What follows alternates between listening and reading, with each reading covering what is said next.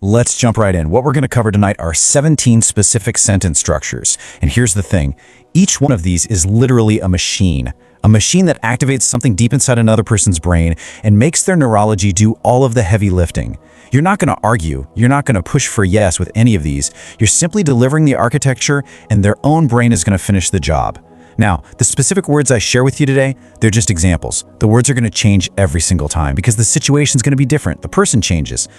But I really want you to understand the architecture, because there's something underneath every one of these 17 sentences that connects all of them. What does Socrates, cult leaders, and FBI hostage negotiators actually have in common? Well, across 25 years, these vastly different groups independently discovered the exact same psychological architecture to hack human neurology. People who never met, never read each other's work.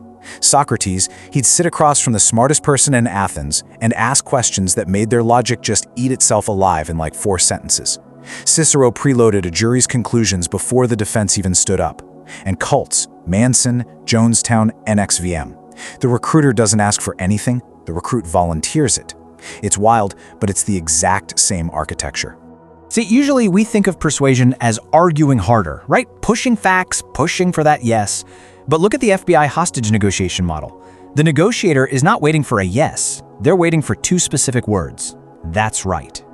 When you get the words "that's right" inside the other person's head, it means their brain just adopted your reality as reality. These sentences, these machines, they completely preload the conclusions. Okay, so the sentences we're looking at tonight are divided into 4 different families. Let's start with family 1. Sentences that make the other person argue your position for you by building a door they literally must walk through.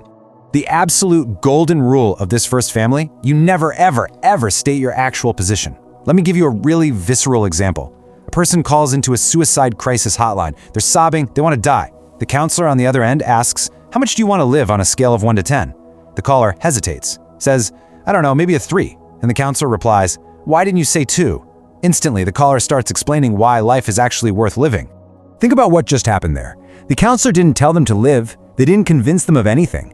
The architecture of that impossible question left the person with only one direction to move, toward arguing for survival.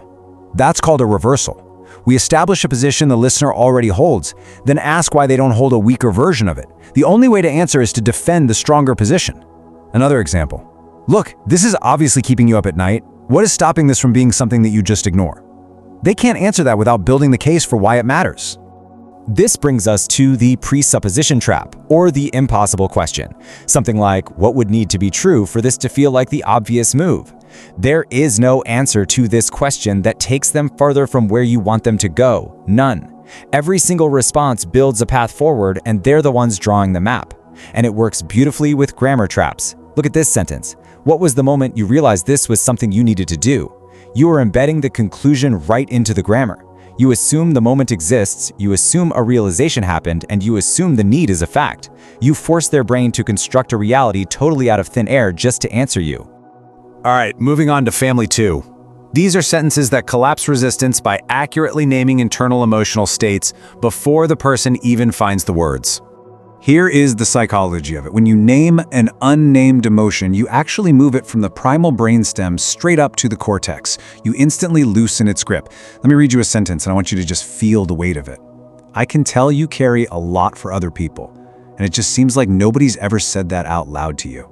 We call this the witness. You're naming who someone has been, maybe for their entire life, and you're telling them that someone finally sees it. You can almost hear the emotional walls just completely dissolving. When you do this right, you trigger what I call the micro-collapse. It's a physical reaction. The brain feels genuinely seen. For about a half second, that defensive mask we all wear softens, and the brain's critical factor, the default mode network, literally shuts down. The brain registers absolute safety. It's a profound micro-moment of connection where critical filtering just stops. So, contrast that with how we normally try to get to the truth. An extracted confession in an interrogation makes silence costly. It's defensive. But a voluntary confession flips the script completely. You pause, look at them, and say, "There's something not being said here, and I want you to know whatever it is, I can handle it." You're not accusing them. And by implying strength with the phrase, "I can handle it," you're communicating that the truth won't break you. It makes volunteering that truth infinitely easier for them. Let's jump to family 3, sentences that install identity, turning the other person's neurology into a police force that protects that exact identity. It's wild, but once someone accepts an identity from you, their own neurology starts enforcing it from the inside out. Here is the 3-step mechanical process to hack this without triggering their defenses. Step 1, observe a genuine quality in them, say their composure under pressure. Step 2, name it as an identity trait. Most people wouldn't have had that kind of steadiness. Step 3, leave a door open. That didn't come from nowhere. And then, you just stay totally silent. 100% of the time, they will walk right through that door and tell you a story that confirms the exact identity you just handed them. And once that identity is established, you can use the gap. You say with total, genuine surprise, "I'm surprised you're still thinking about this. That doesn't seem like you." Now, huge warning here. The surprise has to be absolutely real. If it sounds strategic or rehearsed, their brain flags it as manipulation and it completely fails. You just have to sound like you noticed a puzzle piece that doesn't quite fit. What the gap does is instantly trap their hesitation. You've essentially just told them, hey, your hesitation right now, it doesn't match the strong identity we established. You've created a massive internal problem that they instantly want to fix. So they have to choose, do they confirm a diminished identity as someone who hesitates, or do they step up to close the gap and prove they're the decisive person you already see them as? It's an unbelievably effective nudge. Now for our final group, family 4, sentences that create inevitability by completely erasing the other person's existing frame. These totally bypass standard rules of negotiation. Normally, people get stuck in a logistics frame, arguing over details, terms, money, percentages. You completely erase that by swapping to an identity frame. You say, look, this stopped being about the money a long time ago. This is about whether somebody keeps living the same year over and over. Here is the ironclad rule. Identity will beat logistics 100% of the time. There is zero room for a mathematical argument when you reframe the entire choice around how a life is lived. Check out this one called regression. You ask them really softly, do you remember the first time somebody really believed in you? Not like the polite kind. Pay close attention to that last part, not like the polite kind. That phrase is doing so much heavy lifting. It physically stops them from grabbing a shallow, lukewarm memory and forces their brain to dig for a deeply visceral, authentic moment of transformation.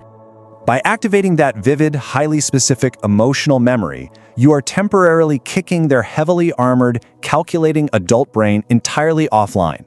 You're putting them back into a vulnerable, open state. And whatever you say next, while that window is open, is going to land entirely differently than if you were just talking to their usual adult armor. And that leads us to the exit seal. Imagine closing a conversation with this. You already know what you need to do, and you've known for a little while. It is the ultimate open loop. Notice, there's no pitch here, there's no push at all. You're just implying that the answer is already inside them, they've been avoiding it, and you see right through it. So take a step back and look at the architectures we've gone through. Not one of these sentences argued a position. Not one told the person what to think. We didn't convince anybody of anything, because convincing implies pushing against someone's will. We didn't convince, we designed. And this is the grand unifying secret of it all. This is what connects Socrates, top-tier therapists, and FBI hostage negotiators. True influence is never about arguing harder. It's about creating conditions. You build the perfect environment where the other person's own brain does the persuading, the deciding, and the surrendering for you. Their mind does the work with what you said.